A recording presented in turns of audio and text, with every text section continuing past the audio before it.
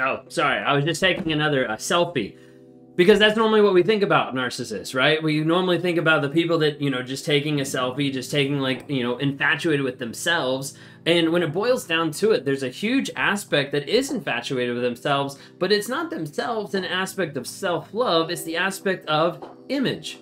And so the question today is, why is image so important to a narcissist? Why does it really matter? Maybe it doesn't affect you, maybe it affects other people a different way, but for a narcissist specifically, why does image matter?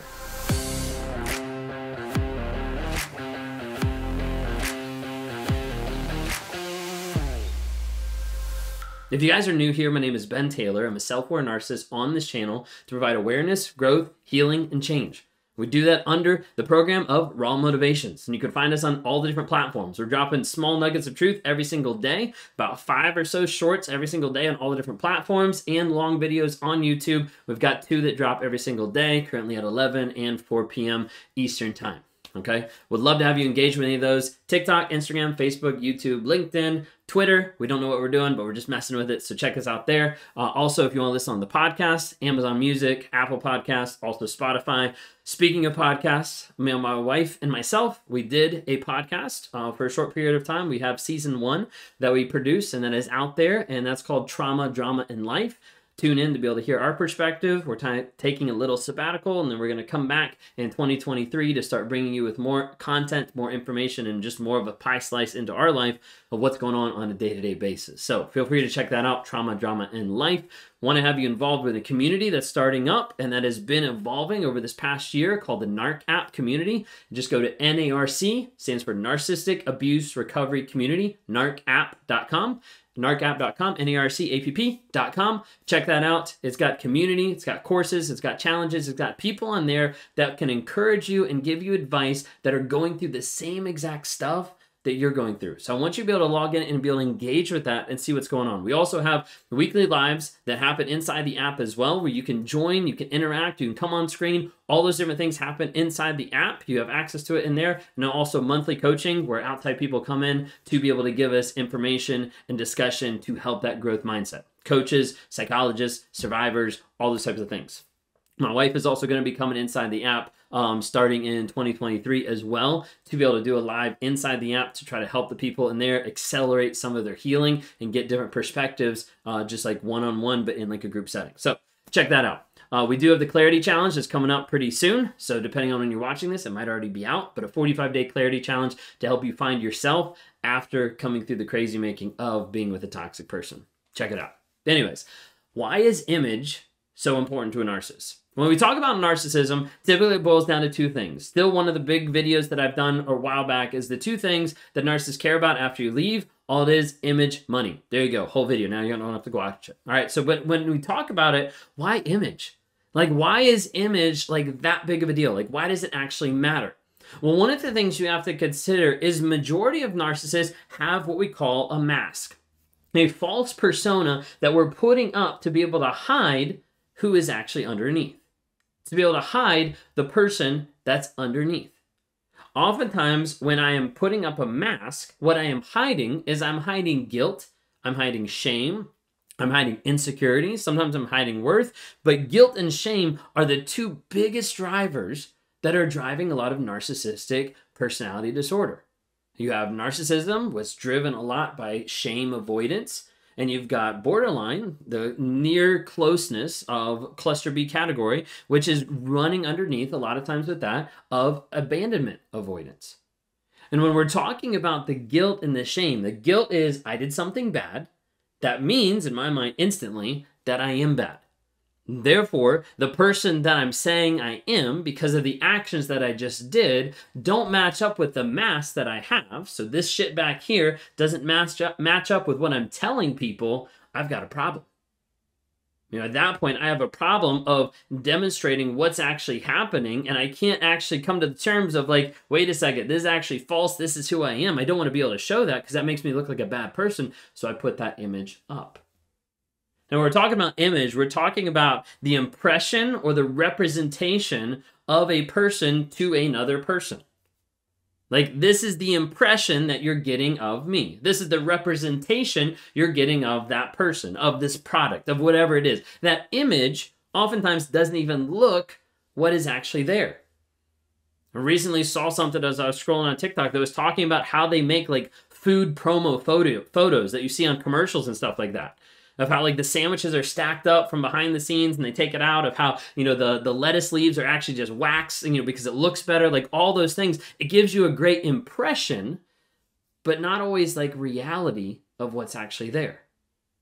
And so the narcissist oftentimes is trying to make sure they look better than what they actually are. This is where you bring in the ego of taking ideas of like, hey, I did this when they actually didn't. You know, I graduated with this when they actually didn't. Like, I accomplished this when they actually didn't. You know, the idea of being special, of like, hey, like, I'm special, I'm better than all these people, when they actually aren't. Like, they didn't get those achievements, they didn't pass those tests, they didn't get those certifications, like all those things of like, no, I'm this amazing person. You're like, it doesn't really match up. But when we talk about image, I want to kind of clarify it into two different ways, because sometimes people get really confused about, wait a second, like they're concerned about their image here, then they're not concerned about their image here, like what's actually going on, okay? So I want to break it down into outward and to inward image. So when we're talking about outward image, this is typically what people think about, and that's where the narcissist wants to look a certain way to the people around them. So we're talking your family, your friends, their coworkers, people at church, like all different types of things. Their buddies, like whatever it might be, okay? They want to look a certain way to other people. And oftentimes this is like the image that they're putting out there of specifically how they want to appear to others. Like, I want to be a loving dad or a faithful wife, or like showing up in a certain way. This is how they want to try to project that to other people and say, look, don't I look great? When in reality, they're just hiding, okay? But that's the outward image. That's the projection of like, this is the show, watch the show of what's actually going on there, okay? Sometimes this is where you'll see it in relationships, where the narcissist will fight to stay together with you to avoid image loss, to avoid looking bad in the community, with the coworkers, with the family. Maybe they grew up like very like strict. Maybe they grew up with like certain standards that are like, I don't want to disappoint my parents. Like, this would look bad because it's going to show shame coming from the parents, coming from other people, all these things. I don't want to feel that shame. So you know what? I hate this person, but I'm going to keep fighting to stay with them. That way I don't look bad by us actually breaking up. Then you see it even after the fact of the image of them trying to keep their image straight by doing a smear campaign, to show that it was your fault, that it was your problem, that it wasn't them, that you're the one that left, they tried, all those kind of things. That's what smear campaign is doing, is trying to reduce your image so that their image has less spots on it and it looks better than you. Sometimes you see this with hiding the cheating, hiding the new supply, the person that they're with. They'll hide that a lot of times very aggressively because they don't want anybody to see it and to have it expose their image. Sometimes the hard part is like after they get exposed, they'll even keep hiding it because they don't want to have it affect any residual image, and they don't want to have it affect some of the image that's actually inside of their head. We'll talk about that in a second. The problem is when other people's realities don't match up to the narcissist's fantasy. When I come to the table and I'm like, hey, this is what I think, this is the reality I'm believing in, and someone's like, no, that's not true, it's actually this. I'm like, okay, you're dead to me, because I have to keep my reality. Like, I have to keep my image there. When someone else is going to affect that, I'm like, no, like I got to discredit you. I got to make sure that you're wrong. I got to silence you. I got to smear you, like anything to be able to push you to the side. Should make that into a video. But anything to push you into the side of like saying like, hey, like that is not real. This is real. My fantasy is real. Let me live in that. Oftentimes we see that in the outward image. Now let's talk about the inward image. Now when we talk about the inward image, one of the first people that the narcissist gaslight is themselves. You're like, why? How does that make sense? Okay, when I'm talking about this, I'm talking about I have to be able to change the reality that I believe into a reality that feels acceptable based on the mask that I've constructed. So it's like an inward working of fighting with myself that, wait a second, I did do something bad. I know and acknowledge that. This thought doesn't match up with my mask. So therefore, I need to change this thought. I need to gaslight myself into thinking this thought doesn't actually exist. Well, the reason why I did this was because they did this to me. Okay, then that's acceptable. We can go, yeah, good, we're back with our mask. Okay, the reason this thought is here, no, it actually didn't even happen that way. It happened completely different. Like, I'm just remembering it wrong. Okay, good. Mask now exists. Like, there's that back and forth of I have to change the reality that happened in order to get back to the fantasy that I want to believe so I feel better about myself. Oftentimes, will do this by justifying what's happened, by changing the narrative, by changing what was actually happening. For myself personally, I would gaslight myself. I would gaslight others. I would gaslight my wife to be like, no, like that didn't happen. Like, are you crazy? Like, why would I even talk to someone? Like, why would I even cheat like that? I would never do that while I was doing that. Okay. So I gaslight that aspect, but then I would change it on myself of like, I'm a good person. I show up. I provide. I do all this stuff. I still cheat. I still lie. I still, stretch the truth in this area. Like, I still do all these things, but like in my mind, I'm like, no, I have to be able to justify that. I'm a good person. That way it matches up with my image. Okay? Often, they'll do things that they despise, that others despise, but it's okay as long as it's in their mind. So this is what I was talking about earlier with like supply. A lot of times it's the best example of like, wait a second, you're exposed. We've seen all this. We know you're full of shit. Like, this is what's actually going on. Like, why don't you actually admit it? Because in the mind, if I admit it, if I acknowledge it, then I'm actually giving it that source of honesty, and I actually have to be accountable and responsible for it. This is where people will catch people in the act, or will catch people out with another person, and they'll be like, I saw you, I interacted with you, I called you out, and they're like, I don't know what you're talking about.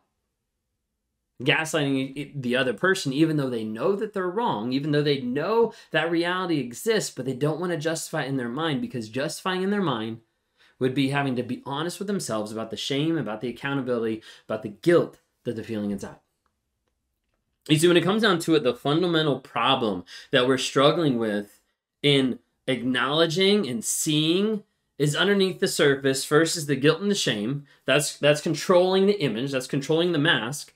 But the problem underneath that is honesty.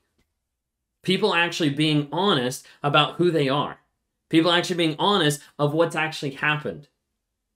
And as I've been talking to people over and over, working with coaching clients, helping people as they progress through toxicity, through relationships, through business, through developing all these different types of things, we get to the place where we understand that at the core of it, both people struggle with the same thing, and that's being honest. Hear me out. The narcissist struggles about being honest about what they did and who they are. The survivor struggles about being honest about what actually happened and being able to accept that. Either accept of what that means to them or accept of how that feels from the other person. But at the core of it, a big aspect is coming to terms of being honest about the situation, being honest about the stuff that's inside, being honest about what's actually there. Instead, we put up images, we put up masks to be able to run from it, to be able to hide from it. And that's what happens with a toxic person. Is it's more important to protect the image than it is to be honest about the shit inside. This is where honesty and vulnerability are the core ingredients to any type of change. Because if you can't see it, if you can't acknowledge it, if you don't understand where you are, you'll never grow, you'll never get better, you'll never change, you'll never heal, you'll never have that mindset shift, you'll never do anything. Because if you're not honest about where you are, if you're not vulnerable of where you are, you can't build a plan to get better.